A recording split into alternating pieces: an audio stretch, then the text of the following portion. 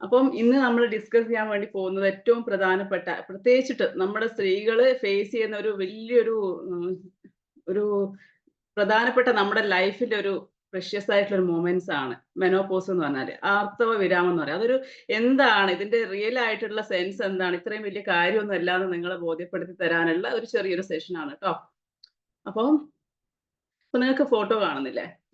ഇതെന്ന് പറഞ്ഞു കഴിഞ്ഞാല് നമ്മളൊരു മെനോപോസിലോട്ടേക്ക് കടക്കുക എന്ന് പറഞ്ഞാൽ ഒരു ഭയങ്കര ബ്യൂട്ടിഫുൾ ആയിട്ടുള്ള ഒരു മൊമെന്റ് ആണ് ശരിക്കും പറഞ്ഞാല്. പലരും പലതരത്തിലും പറയുമെങ്കിലും ഈ സമയത്ത് നമ്മുടെ എക്സ്പീരിയൻസ് ഭയങ്കര പവർഫുൾ ആയിരിക്കും ല്ലേ? നമുക്ക് കുറേ കാര്യങ്ങൾ അറിയാൻ വേണ്ടി പറ്റും. നമ്മള് റിയലൈസ് ചെയ്യുന്ന ഒരു സമയമാണ് ശരിക്കും പറഞ്ഞു കഴിഞ്ഞാല്. നമുക്ക് ദൈവത്തിനെ പോലെ ക്രിയേറ്റ് ചെയ്യാനുള്ള കഴിവുള്ള ഒരു ടൈമാണ്. അമ്മമാരെന്ന് പറഞ്ഞാൽ നമ്മൾ കുട്ടികളെ ഉണ്ടാക്കുന്നില്ലേ? എന്താണ് ദൈവം ചെയ്യുന്നത് ല്ലേ? പുതിയ പുതിയ സൃഷ്ടികൾ ഉണ്ടാക്കുക. അത്രയും പവർ ഉള്ള ഒരാളാണ്. പക്ഷെ ഈ സ്റ്റേജിലോട്ട് എത്തുമ്പോൾ എന്താ സംഭവിക്കുന്നത് വെച്ച് കഴിഞ്ഞാൽ പലപ്പോഴും നമ്മൾ ഡെസ്പായി പോകും. അല്ലെ? എന്നെക്കൊണ്ട് ഒന്നിനും പറ്റൂല, എന്നെക്കൊണ്ട് അത് പറ്റൂല, എനിക്ക് ഇത് എന്തില്ല എന്നുള്ള പറഞ്ഞു തുടങ്ങുന്ന സമയമായിരിക്കും. മോസ്റ്റ് കാരണം കുട്ടികളൊക്കെ കല്യാണം കഴിഞ്ഞ് പോയി. എല്ലാവരും നാലും നാല് വഴിക്കായി. നമ്മള് വീട്ടിൽ ഒറ്റക്കായി പോകുന്ന ഒരു സമയം കൂടിയാണിത്. അല്ലേ? പൊതുവേ നമ്മള് വിചാരിക്കും നമ്മുടെ ഡ്യൂട്ടീസ് ഒക്കെ കഴിഞ്ഞു. സൈഡ് ആവുമ്പോഴത്തേക്ക് പീരീഡ്സ് നിന്നു. ഇനിയിപ്പോ എന്ത് എന്നുള്ളൊരു ചോദ്യം വരാനുള്ള ഒരു ചാൻസ് ഉണ്ട് അല്ലേ? എത്ര പേര് അഗ്രി ചെയ്യുന്നുണ്ട് ഈ കാര്യം? നിങ്ങൾ ആക്റ്റീവ് ആയിട്ട് ഇരിക്കുക ട്ടോ. അപ്പൊ ഇതല്ലേ എന്റെ ഒരു എനർജി. ഞാൻ പറയേണ്ട ടോപ്പിക്സ് ഒക്കെ നിങ്ങൾക്ക് കിട്ടും. ഇല്ലെങ്കിൽ അതാണ് പറഞ്ഞത്. അപ്പൊ അല്ലേ? അതല്ലേ ഫേസ് ചെയ്യുന്ന സിറ്റുവേഷൻ നമ്മൾ ഈ ഒരു സ്റ്റേജിലുള്ള ആൾക്കാർ പറ പലപ്പോഴും അത് തന്നെയായിരിക്കും അവരൊക്കെ ഫേസ് ചെയ്തുകൊണ്ടിരിക്കുന്ന ഏറ്റവും വലിയൊരു സ്റ്റേജ്. അപ്പൊ ഇവിടെ എന്താ സംഭവിക്കുന്നത് നമുക്കറിയോ? നമ്മളൊരാള് മെനോപോസിലോട്ട് കടക്കുമ്പോഴത്തേക്ക് വലിയ വ്യത്യാസമൊന്നും നമ്മുടെ ഉള്ളിൽ നടക്കുന്നില്ല. നമുക്ക് കുട്ടികളെ ഉണ്ടാക്കാനുള്ള ഒരു കഴിവ്. നമ്മുടെ എഗ്ഗിന്റെ പ്രൊഡക്ഷൻ നടക്കുന്നില്ല എന്നുള്ളതാണ് ഏറ്റവും ബേസിക് ആയിട്ട് ഒരൊറ്റ കാര്യമേ നടക്കുന്നുള്ളൂ. പക്ഷേ ഈ ഒരു സ്റ്റേജിലോട്ടേക്ക് നമുക്കറിയില്ല നമ്മളെങ്ങനെയാ പീരീഡ്സ് വരുന്നത്. കുറച്ച് കാലം കഴിഞ്ഞിട്ടല്ലേ. ഒരു 12, 13 വയസ്സൊക്കെ ആകുമ്പളാണ് നമുക്ക് ഫസ്റ്റ് പീരീഡ്സ് വരുന്നത്. ആ സമയത്ത്ന്ന് വെച്ച് കഴിഞ്ഞാൽ സംഭവിക്കുന്ന മാറ്റംന്ന് വെച്ചാൽ നമ്മള് പിന്നെ വീട്ടിലാരും ഒന്നും പറഞ്ഞിട്ടില്ല. നമ്മളൊരു ഞെട്ടലോട് കൂടിയാണ് ആ ഒരു സ്റ്റേജിലോട്ടേക്ക് വരിക അല്ലേ? വല്യ മാറ്റാണ് ഇത് ഭയങ്കര ബുദ്ധിമുട്ടാണെന്നുള്ള രീതിയിലാണ് നമ്മളത് കാണുകയും ചെയ്യുക. അമ്മമാരായാലും പറയും പീരീഡ്സ് വന്നു ഇനിയിപ്പോ ശ്രദ്ധിക്കണം. ഭയങ്കര കെയറിങ് ആയിട്ട് നമ്മൾ കൊണ്ടുപോകുന്നുണ്ട്. അതൊരു ഭയങ്കര പ്രഷ്യസ് ആയിട്ടുള്ള ഒരു മൊമെന്റ്സ് ആയിട്ട് നമ്മൾ കാണും. ലൈഫ് ലോങ് അതില്ലാതാവുമ്പോഴത്തേക്ക് എനിക്ക് പലതും സംഭവിക്കുന്നുള്ള ഒരു ചിന്തയും നമ്മളിലുണ്ടാവും. മനസ്സിലായോ? ഓൾറെഡി നമ്മളാ കണ്ടുകൊണ്ടിരുന്ന നമ്മുടെ ലൈഫിന്റെ ഭാഗമായിട്ട് വന്ന ഒരു സാധനം നമ്മൾ മാറുന്ന പണ്ട് മുതലേ ഉള്ള ഒരു തോട്ടാണ്. വയസ്സാവുമ്പോൾ പീരീഡ്സ് നിൽക്കുന്നത് നമ്മൾ കേൾക്കും. മെനോപോസിലോട്ടേക്ക് നടക്കുന്നതിന് നമ്മൾ നോർമലി അപ്പൊ ഞാൻ വയസ്സായി തുടങ്ങി എന്നുള്ളൊരു ചിന്തയാണ് നമ്മളിലോട്ട് പീരീഡ്സിലോട്ടേക്ക് കടക്കുമ്പോഴത്തേക്ക് നമുക്ക് എല്ലാവർക്കും തോന്നാനുള്ള ചാൻസ് ഉണ്ടാവാം. അല്ലേ? അത് ഓഫ് കോഴ്സ് അങ്ങനെ തന്നെയായിരിക്കും. അതെന്താന്ന് വെച്ച് കഴിഞ്ഞാൽ നമ്മുടെ ഒരു ബിലീഫാണ്. പക്ഷേങ്കില് എന്താണ് സംഭവിക്കുന്നത് വെച്ച് കഴിഞ്ഞാല് നമ്മുടെ ബോഡീന്റെ ആ ഒരു എൻടയർ മെക്കാനിസം ഒക്കെ മാറി കുറച്ചുകൂടെ നമ്മളെ കെയർ ചെയ്യേണ്ട സിറ്റുവേഷൻ എപ്പോഴും ശരിക്കും പറഞ്ഞാൽ ഈ ഒരു സ്റ്റേജ് ആണ്. കാരണം എന്താന്ന് വെച്ച് കഴിഞ്ഞാൽ ഇവിടെ ഈ ഹോർമോണിന്റെ ചേഞ്ച് സംഭവിക്കുന്നതിന്റെ ഭാഗമായിട്ട് ബോഡിയിൽ ചേഞ്ചസ് വരുന്നതിന്റെ ഭാഗമായിട്ട് നമ്മുടെ ബോഡിയിൽ പല സിംറ്റംസും കാണിക്കാൻ തുടങ്ങും. ഏറ്റവും ഫസ്റ്റ് ആയിട്ടുണ്ടാകുക നമുക്ക് ഈ ഫസ്റ്റ് പറഞ്ഞ കാര്യം തന്നെയായിരിക്കും. ഭയങ്കര ഒരു എന്താ പറയാ ഒന്നിനോട് ഒരു ഇഷ്ടം ഉണ്ടാവില്ല. എന്നെക്കൊണ്ട് അത് പറ്റില്ല. നമ്മുടെ ഒരു കോൺഫിഡൻസ് പോകുന്ന ഒരു സ്റ്റേജാണ് ഒന്നാമത്തെ സ്റ്റേജ്. ഈ ഒരു കോൺഫിഡൻസ് ഉണ്ടെങ്കിൽ തന്നെ ബാക്കിയെല്ലാം നമുക്ക് നേടിയെടുക്കാൻ വേണ്ടി പറ്റും. അപ്പൊ നിങ്ങളിപ്പം ഇവിടെ ഇപ്പൊ ജേർണിയിൽ എന്റെ കൂടെയുള്ള ആൾക്കാര് ബ്ലെസ്ഡ് ആണ്. കാരണം നിങ്ങൾ കുറച്ചൊരു ആൾക്കാരൊക്കെ ഉള്ള ഒരു കമ്മ്യൂണിറ്റിയിലേക്ക് വന്നപ്പോ നിങ്ങളുടെ ചിന്തിക്കുന്ന ലെവലൊക്കെ ഒന്ന് മാറിയിട്ടുണ്ടാവും. അല്ലെ? നമ്മള് കാണാനും കേൾക്കാനും കുറെ ആൾക്കാരുണ്ട്. ഇതുപോലെ സംസാരിക്കാൻ കുറെ ആൾക്കാരുണ്ട്. എന്തെങ്കിലും ഡൗട്ട് ഉണ്ടെങ്കിൽ ക്ലിയർ ചെയ്യാം. അല്ലെ? നമ്മുടെ പ്രശ്നങ്ങൾ പറയാം. അപ്പൊ ഒരു കോൺഫിഡൻസ് കിട്ടുന്നില്ല. നിങ്ങൾ നിൽക്കുന്ന ആ ഒരു ലെവല് അല്ലെങ്കിൽ നമ്മൾ നിൽക്കുന്ന ആ ഒരു നമ്മുടെ ചുറ്റുപാടൊന്ന് മാറുമ്പോൾ തന്നെ നമുക്ക് ഭയങ്കര ചെറുതല്ല ട്ടോ. വലിയ മാറ്റാണ് ഉണ്ടാവാൻ പോകുന്നത്. അത് 100% നിങ്ങൾ യൂസ് ചെയ്യാണ്. പക്ഷേങ്കില് നിങ്ങൾക്ക് ആ ഒരു മാറ്റം എന്തായാലും ഉണ്ടാവും. അപ്പൊ എന്താന്ന് വെച്ച് കഴിഞ്ഞാൽ നമ്മുടെ വൈബിലുള്ള ആൾക്കാരുമായിട്ട് നമ്മൾ കണക്ട് ചെയ്യുമ്പോൾ നമ്മൾ സംസാരിക്കുന്നത്, ചിന്തിക്കുന്നത് കുറച്ച് നേരത്തേക്കെങ്കിലും ഒരു റിലീഫ് കിട്ടും. അല്ലേ? നമുക്ക് മാത്രമല്ല ഇഷ്യൂസ് വേറെയുള്ള ആൾക്കാർക്കും ഉണ്ട് എന്നുള്ളൊരു തിരിച്ചറിവുണ്ടാവും. അതൊരു വലിയൊരു വ്യത്യാസമാണ്. പിന്നെ വരുന്ന ഒരു രണ്ടാമത്തെ കാര്യമാണ് ഈ ഒരു ഏജ് എന്ന് പറഞ്ഞു കഴിഞ്ഞാൽ നമുക്ക് ഏജ് ഓൾറെഡി കൂടി വരുന്നാന്നുള്ളൊരു ചിന്ത നിങ്ങൾക്ക് ഇല്ലാതാവും. പലപ്പോഴും നിങ്ങൾ വേറെയുള്ള ആളുടെ അടുത്തൊക്കെ കമന്റ് ചെയ്യുമ്പോൾ നിങ്ങളൊരു കുട്ടിത്തത്തിലോട്ടേക്ക് വരാൻ ചാൻസ് ഉണ്ട്. നമ്മൾ ഭയങ്കര സംഭവമായിട്ടൊക്കെ മാറാൻ ചാൻസ് ഉണ്ട്. ഞാൻ ചെയ്യുന്ന എല്ലാ കാര്യങ്ങളും അപ്രിഷിയേറ്റ് ചെയ്യാൻ തുടങ്ങി നിങ്ങൾക്ക് തോന്നാൻ ചാൻസ് ഉണ്ട് ല്ലേ? അപ്പൊ ഇതൊക്കെ തരുന്ന ഒരു കോൺഫിഡൻസ് ഉണ്ട്. കോൺഫിഡൻസ് എന്ന് മാത്രം പറഞ്ഞാൽ പോര. ഇതൊക്കെ നിങ്ങൾക്ക് നിങ്ങളുടെ ബോഡിയിൽ നല്ല നല്ല കെമിക്കൽസ് റിലീസ് ആവും. പ്രൊഡ്യൂസ് ചെയ്യിപ്പിക്കും. അപ്പം ഈ പോയി കഴിഞ്ഞിരിക്കുന്ന ഇവിടെ നമുക്ക് സംഭവിക്കുന്ന ബോഡിയിൽ ഈസ്ട്രജൻ ഹോർമോണിന്റെ പ്രൊഡക്ഷൻ നിന്ന് പോയിട്ടുണ്ടാവും ഈ ഒരു സ്റ്റേജിൽ. നമുക്ക് പ്രൊഡക്ഷൻ ഇല്ല എന്നല്ല ആ അളവ് കുറയും. ഈസ്ട്രജൻ ഹോർമോൺ ഉണ്ടെങ്കിലാണ് നമ്മുടെ ലേഡീസിന്റെ നമ്മുടെ എല്ലാ കാര്യങ്ങളും കൺട്രോൾ ചെയ്യുന്ന ഒരാളാണത്. അപ്പൊ അതിന്റെ പ്രൊഡക്ഷൻ ഇച്ചിരി ഒന്ന് കുറയും. അപ്പൊ നമുക്ക് ഓട്ടോമാറ്റിക്കലി കുറഞ്ഞുകൊണ്ട് നിൽക്കുന്ന സമയത്ത് നമ്മൾ ഇച്ചിരി ഡിപ്രസ്ഡ് കൂടി ടെൻഷനും കൂടുതലുള്ള ആളാണെന്നുണ്ടെങ്കിൽ നോർമലി അതിന്റെ സിംറ്റംസ് ഒക്കെ കുറച്ചുകൂടി വേഴ്സ് ആയ രീതിയിൽ നമ്മുടെ ബോഡി കാണിച്ചു തുടങ്ങും. ലൈക്ക് ഹോട്ട് നമുക്കൊരു എന്താ പറയാ ബോഡിയിൽ ഞാൻ അതൊരു പിക്ചറായിട്ട് നമ്മുടെ ബോഡിയിൽ നമുക്ക് മൂഡ് സ്വിങ്സ് ഒന്നാമത്തെ കാര്യം. രണ്ടാമത് വരുന്നത് നമുക്ക് എന്താ പറയാ ഭയങ്കര ഒരു ചൂട് ഫീൽ ചെയ്യും ബോഡിയിൽ. ഭയങ്കര ഹോട്ട് ഫ്ലഷ് ആയിട്ട് തോന്നും. നമുക്കിങ്ങനെ വേർത്തോണ്ട് നിൽക്കുന്ന ഒരു അവസ്ഥയുണ്ട് എപ്പോഴും. അല്ലെ ചില ആൾക്കാർക്ക് ഭയങ്കര തണുപ്പ് ഫീൽ ചെയ്യുന്നുണ്ടാവും. രണ്ടും നമ്മുടെ ബോഡിയിലെ ടെമ്പറേച്ചർ pH മാറിക്കൊണ്ടിരിക്കുന്നത് ഉണ്ടാവും. ചില ആൾക്കാർക്ക് ഹെഡേക്ക് ആയിരിക്കും. ചിലപ്പോൾ നമുക്ക് ഭയങ്കര ഹൃദയത്തിന് ഇടിപ്പ് കൂടും. ഇപ്പൊ നമ്മൾ ചോദിക്കാൻ എനിക്ക് ഹാർട്ടിന്റെ ഡിസീസ് ഉണ്ടോ എന്ന് നോർമലി ചിന്തിക്കുമ്പോൾ ചിന്തിച്ച് അതും വരാനും ചാൻസ് ഉണ്ട്. അങ്ങനെയുള്ള വ്യത്യാസങ്ങളുണ്ട്. കാരണം ഹാർട്ടും പിന്നെ ബോൺസും പ്രൊട്ടക്റ്റഡ് ആണ്. ഈ ഈസ്ട്രജൻ ലെവൽ നമ്മുടെ ബോഡിയിൽ കറക്റ്റ് ആണെന്നുണ്ടെങ്കിൽ. മനസ്സിലാവുന്നുണ്ടോ? അതാണ് ഈ സ്ത്രീകൾക്കൊക്കെ ഒരു 50 വയസ്സിന് ശേഷമാണ് ഹാർട്ടുമായിട്ട് ബന്ധപ്പെട്ട അസുഖങ്ങളൊക്കെ കണ്ടു തുടങ്ങുന്നത്. കാരണം ഈ ഒരു ഈസ്ട്രജൻ ലെവൽ നമ്മുടെ ബോഡിയിലുള്ള സമയത്ത് ഇത് രണ്ടും നമ്മുടെ പ്രൊട്ടക്റ്റഡ് ആണ് നമ്മുടെ ബോഡി. ഓക്കെ.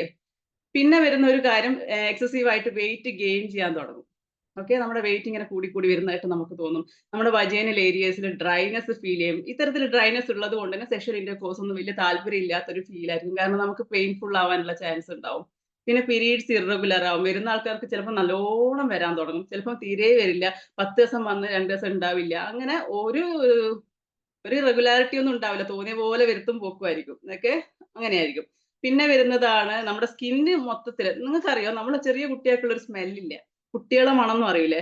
ആ ഒരു മണം എന്ന് പറഞ്ഞാല് ആ ഒരു സ്റ്റേജില് നമ്മുടെ ബോഡി ഇങ്ങനെ വരുന്ന സമയത്ത് ഓരോ സ്റ്റേജിലും നമുക്ക് ഒരാൾക്ക് തന്നെ പലതരത്തിലുള്ള സ്മെല്ലുകളായിരിക്കും. അത് നമ്മുടെ സ്കിന്നിന്റെ ക്വാളിറ്റിയിലുള്ള വ്യത്യാസമാണ്.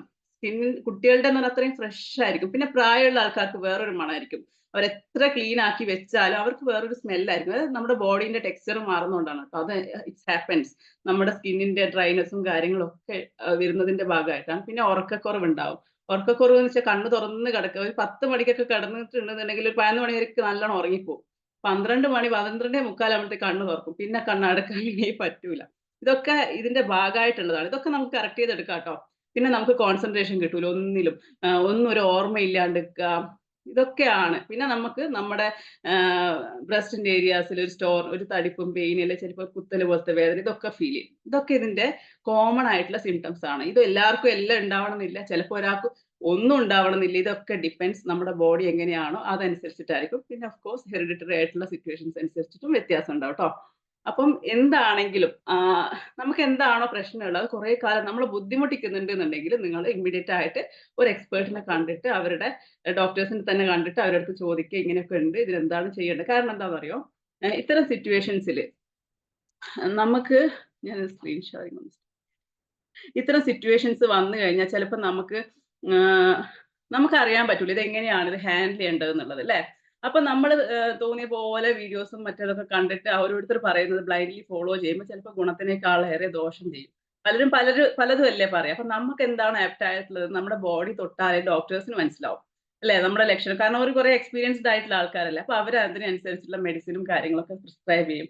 നമുക്ക് അതിൽ നിന്ന് പെട്ടെന്ന് റിക്കവർ ആവാൻ വേണ്ടി പറ്റും. കാരണം എന്താണെന്ന് വെച്ച് കഴിഞ്ഞാൽ ഇപ്പൊ പലതരത്തിലുള്ള ട്രീറ്റ്മെന്റ്സ് ഉണ്ട്. ഹോർമോൺസ് റീപ്ലേസ് ചെയ്യാനുള്ള ട്രീറ്റ്മെന്റ്സ് ഒക്കെ ഉണ്ട് കേട്ടോ. ഇതൊക്കെ ആകുമ്പോൾ അത് അതിന്റെ എക്സ്പേർട്സ് തന്നെ പറഞ്ഞു തരുമ്പോൾ നമുക്ക് അതൊക്കെ ചെയ്യാൻ വേണ്ടി പറ്റുമല്ലോ. ഇൻ കേസ് ഇതൊന്നുമില്ല നമ്മള് എന്താ പറയുക ഇതിനൊന്നും പോകാൻ ഒരു താല്പര്യമൊന്നും ഇല്ല പറയുന്ന ചില ആൾക്കാരുണ്ട്. അപ്പൊ അവരുടെ അടുത്തുള്ള ഒരു റെക്കമെൻഡേഷൻ ആണ് ഈ ആഫ്റ്റർ 40സിലോട്ടൊക്കെ കടന്ന ആൾക്കാർ ഒരു ഇയർലി ഒരു 6 മാസം കഴിഞ്ഞാലെങ്കിലും ഒരു പ്രാവശ്യം ഒരു ചെക്കപ്പിന് പോകണം. കാരണം നമുക്കൊരു അസുഖം വന്നിട്ട് കാണിക്കുന്നതിനെക്കാട്ടും നല്ലതല്ലേ ഹെൽത്തി ആയിട്ട് ഇരിക്കുമ്പോൾ എന്തെങ്കിലും പ്രശ്നം ഉണ്ടോ എന്ന് അറിഞ്ഞിട്ട് അത് കറക്റ്റ് ചെയ്യുന്നത്. പ്രത്യേകിച്ചിട്ട് ഇന്നത്തെ സിറ്റുവേഷനിൽ നമ്മുടെ ലോകത്തിൽ മൊത്തം അഡൾട്ടറേറ്റർ ആണ്. നമുക്ക് എന്തും നമ്മുടെ ലൈഫിൽ സംഭവിക്കാം അല്ലെ? റിസ്ക് ഉള്ള ഒരു സ്റ്റേജിലല്ലേ നമ്മൾ കടന്നു പോയിക്കൊണ്ടിരിക്കുന്നത്. അപ്പം എന്തെങ്കിലും ഞാൻ എപ്പോഴും പറയുന്ന ഒരു കാര്യമാണ് നമ്മുടെ ബോഡി എല്ലാത്തിനും ലക്ഷണങ്ങൾ കാണിച്ചു തരും ചെറിയ ചെറിയ രൂപത്തിൽ. അത് നമ്മുടെ സ്വന്തമായിട്ട് നമ്മുടെ ബോഡിക്കുള്ള ഒരു ഹീലിംഗ് പവറിന്റെ ഒരു പവറാണത് കേട്ടോ. അപ്പം ഇത് കാണിച്ചു തരുന്നത് നമ്മൾ അത് കറക്റ്റ് ചെയ്യാൻ വേണ്ടിയിട്ടാണ്. നമുക്ക് ചെറിയ ബുദ്ധിമുട്ടുകൾ ഉണ്ടെങ്കിൽ നമ്മളത് കറക്റ്റ് ചെയ്തിട്ട് പുതിയ അപ്ഡേഷൻസ് ഒക്കെ നമ്മുടെ ബോഡിക്ക് കൊടുത്തിട്ട് മെഡിസിന് വേണ്ടുന്ന സിറ്റുവേഷൻസ് മെഡിസിന് കൊടുക്കുക. പറയുന്ന ഡോസ് വരെ. ഇപ്പൊ വൈറ്റമിൻ ഡിന്റെ ഡെഫിഷ്യൻസി ആണ് മെയിൻ ആയിട്ട് കാണിക്കുക കേട്ടോ. ഈ ഒരു സ്റ്റേജ് മുട്ടുവേദനയായാലും പിന്നെ മാഗ്നീഷ്യം അങ്ങനത്തെ കുറച്ച് കാര്യങ്ങൾ ഉണ്ടെങ്കിലും വൈറ്റമിൻ ഡി സി ഇതിന്റെ ലെവലാണ് ഈസ്ട്രജനായിട്ട് കുറച്ചുകൂടെ കണക്ട് ചെയ്തിട്ടുള്ളത്. അപ്പൊ ഇത് കാണിക്കും. അതിന് ലേഡീസിന് ഏറ്റവും ഹൈലി റെക്കമെൻഡ് ചെയ്യുന്ന 2 സാധനങ്ങളാണ് സോയാബീനും അതേപോലെ തന്നെ ഫ്ലാക്സ് സീഡ്സും. ഇതിൽ ചെറിയ രീതിയിൽ അത്യാവശ്യം ഒരാൾക്ക് ഒരു ദിവസം വേണ്ടുന്ന അളവിൽ അടങ്ങിയിട്ടുണ്ട് ഈ ഇത്തരം കാര്യങ്ങൾ. അപ്പൊ അത് നമ്മുടെ ഡെയിലി ഡയറ്റിൽ ഉൾപ്പെടുത്തുക. അതേപോലെ തന്നെ ഇലക്കറികൾ, ചീര, പയർ അങ്ങനെ കുറച്ച് കാര്യങ്ങളൊക്കെ ഉൾപ്പെടുത്തുമ്പോ നിങ്ങളുടെ ന്യൂട്രീഷന്റെ ഭാഗം ഒന്ന് കറക്റ്റ് ചെയ്തെടുക്കുക. നിങ്ങൾ പ്രോപ്പറായ രീതിയിൽ നമ്മള് നമ്മുടെ ഒരു റുട്ടീന് കറക്റ്റ് ചെയ്തെടുക്കുക. നമ്മള് ഹാപ്പി ആയിട്ട് ഇരിക്കുക എന്നുള്ളത് വളരെ ഇമ്പോർട്ടന്റ് ആയിട്ടുള്ള കാര്യമാണ്. അപ്പൊ ഇതില് ഒന്നും കൂടെ അപ്പൊ ഇതില് നിങ്ങൾക്ക് എപ്പോഴും നോട്ട് ചെയ്യാൻ വേണ്ടി പറ്റുന്ന ഒരു കാര്യമാണ്. നമ്മള് ഈ നേരത്തെ പറഞ്ഞ പോലെ നമ്മൾ എന്തെങ്കിലും ഒരു റുട്ടീനിലോട്ടേക്കൊക്കെ ചേഞ്ച് ചെയ്ത് തുടങ്ങുമ്പോഴത്തേക്ക് നിങ്ങൾക്ക് ഇത്തരം ബുദ്ധിമുട്ടുള്ള ആൾക്കാരാണെങ്കിൽ ഇൻസ്റ്റന്റ് ആയിട്ട് നിങ്ങൾക്ക് ആ ഒരു ചേഞ്ചസ് ഫീൽ ചെയ്ത് തുടങ്ങും. അപ്പം ഇപ്പൊ നിങ്ങൾക്കൊരു സ്കിന്ന് ഡ്രൈനെസ് ഉള്ള ഒരാളാണെന്നുണ്ടെങ്കിൽ അധികം pH ബുദ്ധിമുട്ടൊന്നും ഇല്ലാത്ത ഹാർംഫുൾ ഒന്നും അല്ലാത്ത ഏതെങ്കിലും ഒരു മോയ്സ്ചറൈസർ വാങ്ങിയിട്ട് യൂസ് ചെയ്യാം.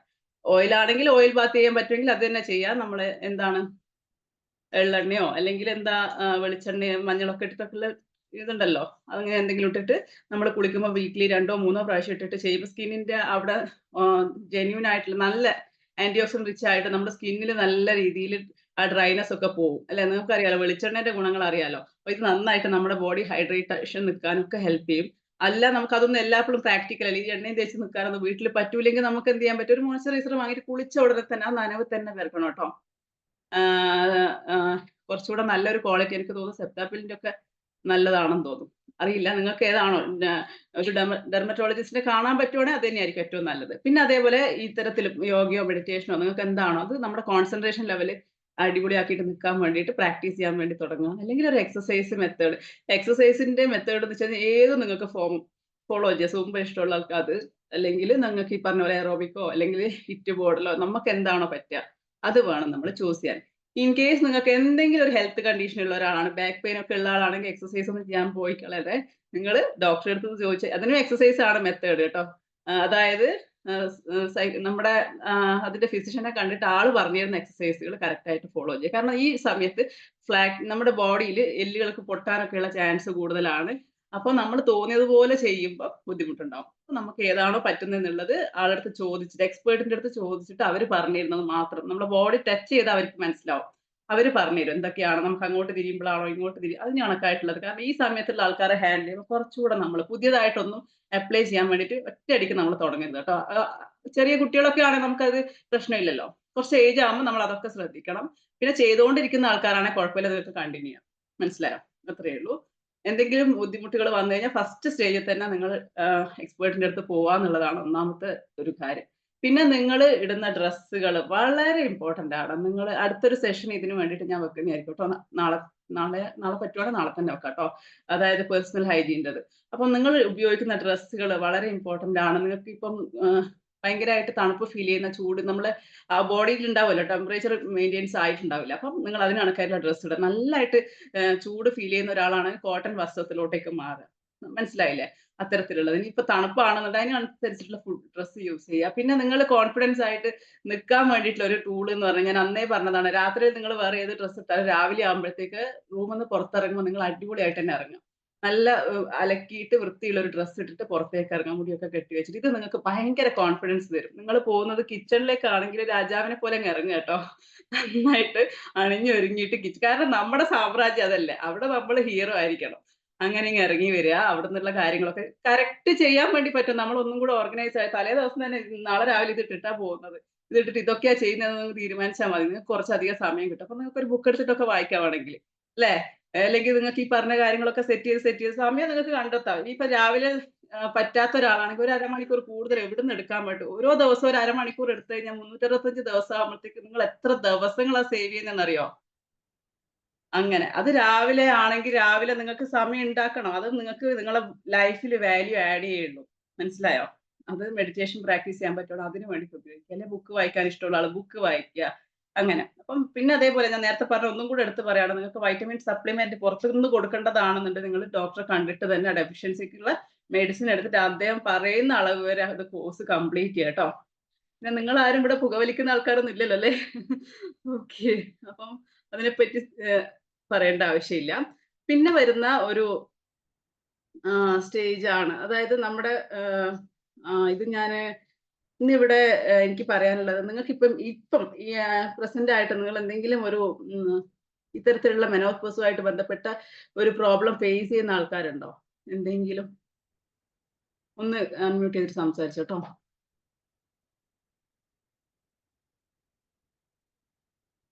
ഉണ്ടോ ആരെങ്കിലും? ഞാൻ ഈ പറഞ്ഞ ബുദ്ധിമുട്ട് എന്തെങ്കിലും ഫേസ് ചെയ്യുന്ന ആൾക്കാരുണ്ടോ? അല്ലെങ്കില് നമ്മുടെ വൈറ്റ് ഡിസ്ചാർജ് ഒക്കെ ഉണ്ട്ന്നുണ്ടെങ്കില് ചില ആൾക്കാർക്കൊക്കെ ഉണ്ടാവും. നമ്മുടെ നോർമൽ ആണ് ട്ടോ. അതൊക്കെ ലേഡീസിനെ സംബന്ധിച്ചിട്ട് നോർമൽ ആയിട്ടുള്ള കാര്യമാണ്. നമുക്കറിയാൻ പറ്റും. നമ്മളിടുന്ന ഇന്നർവേഴ്സ് നിങ്ങൾ പ്രത്യേകം ശ്രദ്ധിക്കണം. ഒരു 6 മാസം കഴിഞ്ഞാൽ നമ്മളത് മാറ്റാൻ വേണ്ടി ശ്രദ്ധിക്കുക. അത് കാരണം നമുക്ക് ഈ ഒരു ഡ്രൈനെസ് ഒക്കെ വരുമ്പോ നമ്മൾ സോപ്പ് ഉപയോഗിച്ചിട്ടല്ലേ വാഷ് ചെയ്യുന്നത്. ഇതിന്റെ കെമിക്കൽ അതുവരെ നമ്മുടെ പിഎച്ച് ബാലൻസും മെയിന്റനൻസിനും ബുദ്ധിമുട്ടാക്കും. അപ്പൊ എന്താന്ന് വെച്ച് കഴിഞ്ഞാൽ ഇത് നമ്മുടെ ആ ഒരു ഏരിയയിൽ നമുക്ക് നല്ലൊരു ബാക്ടീരിയസ് ഉള്ള ഒരു ഏരിയ ആയിരിക്കുമല്ലോ.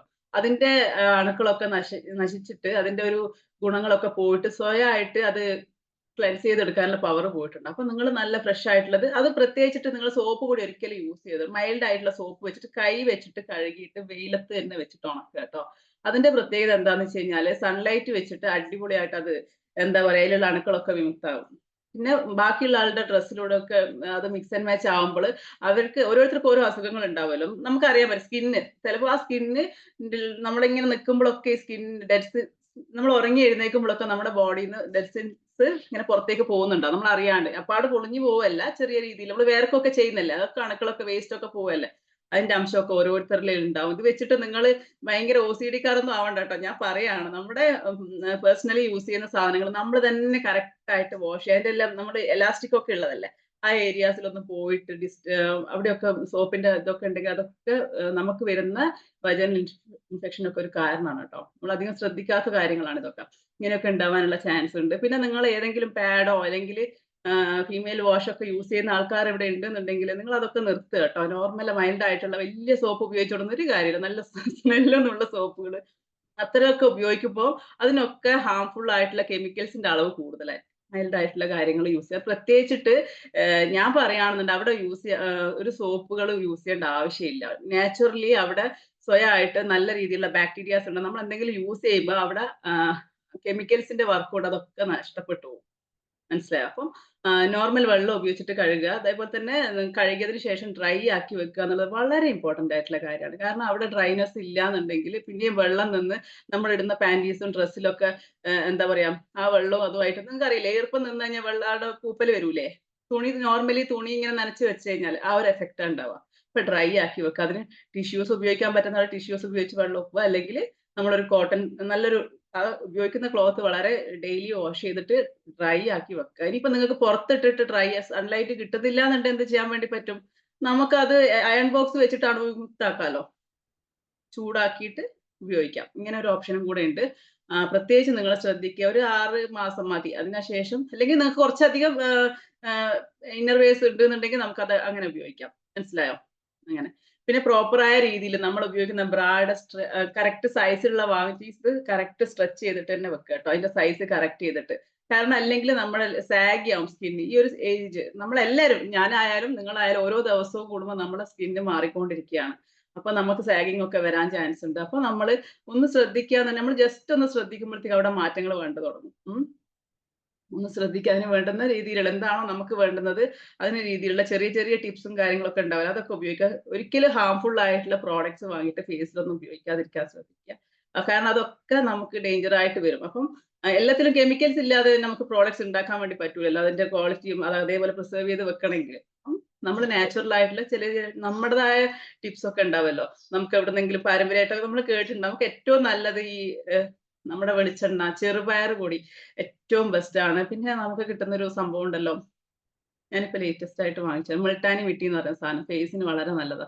ഞാനൊരു പാക്ക് ഉണ്ടാക്കിയിട്ടുണ്ടായിരുന്നു. ഞാനത് വീഡിയോ അപ്ലോഡ് ചെയ്യാം ട്ടോ. എടുത്ത് വെച്ചിട്ടുണ്ട്. ഞാൻ എന്റെ മോന്റെ മുഖത്താണ് ഫസ്റ്റ് പരീക്ഷിച്ചത്.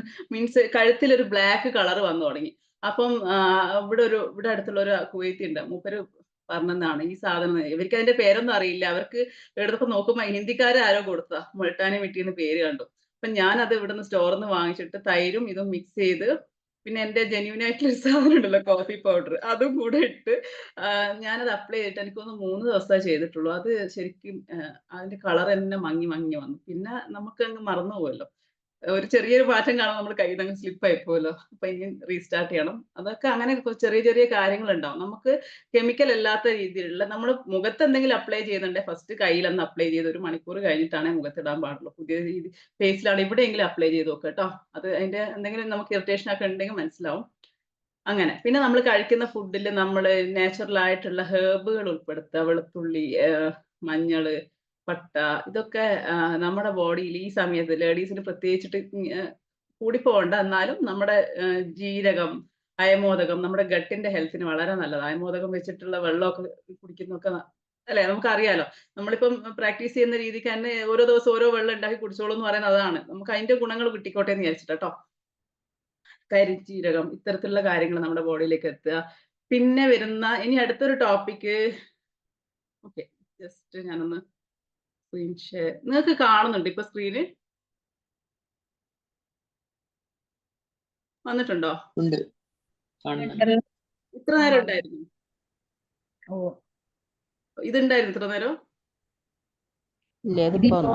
ഓക്കെ, ഈ ടോപ്പിക്കാണ് നെക്സ്റ്റ് ക്ലാസ്സിൽ നമ്മൾ ഡിസ്കസ് ചെയ്യാൻ വേണ്ടി പോകുന്നത് ഡീറ്റെയിൽ ആയിട്ട് കേട്ടോ. ഫീമെയിലിന്റെ ഹൈജീൻ എങ്ങനെ കറക്റ്റ് ആയിട്ട് നമുക്ക് ഫോളോ റൊട്ടീൻ നമുക്ക് വേണമെന്നുള്ള ആഗ്രഹം ഉണ്ടാവല്ലോ. കാരണം അധികം ആൾക്കാർക്കും എല്ലാം അറിയാൻ പറ്റും നമുക്ക്, പക്ഷെ നമുക്ക് ഫോളോ ചെയ്യാൻ വേണ്ടി ഒരു ഈസി ആയിട്ടുള്ള മെത്തേഡ് ഞാൻ പറഞ്ഞുതരാം കേട്ടോ നാളത്തെ സെഷനിൽ. നാളെ ആണോ എന്നുള്ളത് ഒന്നും കൂടെ ഉറപ്പിക്കണ ഒരു സെഷൻ ഉണ്ട്. ഞാൻ പറഞ്ഞൊരു കോഴ്സ് ചെയ്യുന്നുണ്ട്. അപ്പം നാട്ടിലത്തെ ടൈമുമായിട്ട് മിക്സ് ആയിപ്പോ. നിങ്ങളുടെ ഈ ഒരു റമദാൻ ടൈം ആയതുകൊണ്ട് നമുക്ക് രാവിലെ ഉള്ള സമയം ചില ആൾക്കാർക്ക് ഉറങ്ങേണ്ടി വരും. ഉച്ചയ്ക്ക് ശേഷമാണ് എനിക്ക് നോക്കാം നമുക്ക്. വൈകുന്നേരം നിങ്ങൾ നല്ല തിരക്കായിരിക്കും. ഓക്കെ, ഞാൻ പറയാട്ടോ. അപ്പം ഇങ്ങനെയൊക്കെയാണ് കാര്യങ്ങൾ വരുന്നത്. അപ്പോ എന്തെങ്കിലും ഡൗട്ടോ കാര്യങ്ങളോ ഒക്കെ ഉണ്ടെങ്കിൽ ചോദിക്കുക. എങ്ങനെയുണ്ട് നമ്മുടെ ഈ ഒരു ജേർണി? സ്റ്റാർട്ടിങ്ങിലുള്ള എക്സൈറ്റ്മെന്റ്. ഞാൻ സ്ക്രീൻ ഷെയറിംഗ് ഇത് ഞാൻ സ്റ്റോപ്പ് ചെയ്യാട്ടോ റെക്കോർഡ്.